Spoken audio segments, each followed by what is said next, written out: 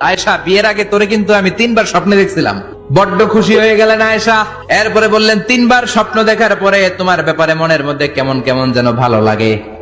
তারপরে একটা ছোট্ট কাগজের মধ্যে, জান্নাতি কাগজ, রেশমি কাপড়ের মধ্যে তোমার চেহারাটা এনে জিব্রাইল বললেন, দেখেন নবী কেমন লাগে। আমি কইলাম, ভালো লাগে।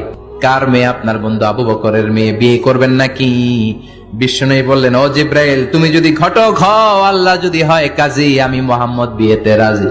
বিয়ে হয়ে গেল, কিন্তু ঘরে দামি ফার্নিচার নাই, টাকা পয়সাও তেমন নাই, কিন্তু আছে খালি সুখ।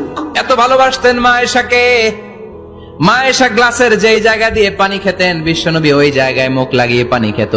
মা আয়েশা গোশতকে হাড্ডি ফেলে দিলে বিশ্বনবী ওই হাড্ডিটা নিয়ে চষতে শুরু করে দিত। এক বালতি থেকে পানি নিয়ে দুইজনে গোসল করত। আবার বিশ্বনবীর সাথে সাথে মাঝে মাঝে বায়না ধরতো, মাঝে মাঝে রাগও করত। বিশ্বনবী বলেন, আয়েশা, কখন তুমি রাগ করো, কখন তুমি আমারে ভালোবাসো আমি বুঝি। মা আয়েশা বললেন, কেমনে বুঝেন? বিশ্বনবী বললেন, যখন তুমি রাগ করো তখন নামাজের পরে দোয়ার মধ্যে বলো, ও ইব্রাহিম আলাইহিস সালামের আল্লাহ, আপনি আমার উপর দয়া করেন। তার মানে তুমি রাগ করে আছো, আমার নাম নাও নাই। আর যখন আমার উপর খুশি থাকো, নামাজের পরে দোয়াতে বলো, মুহাম্মদ সাল্লাল্লাহু আলাইহি ওয়াসাল্লামের আল্লাহ, আপনি আমাদের উপর রহমত করেন। তার মানে খুশির সময় তুমি আমার নাম নাও, রেগে গেলে অন্য নবী দিয়ে দোয়া সাইরা দাও, রেগে গেলে আমার নামটা নাও না। মা আয়েশা বলে, নবী গো, আমি তো শুধু নামটাই মুখ দিয়ে নেই না, কিন্তু কলিজা থেকে তো আপনারে বাদ দিতে পারি না।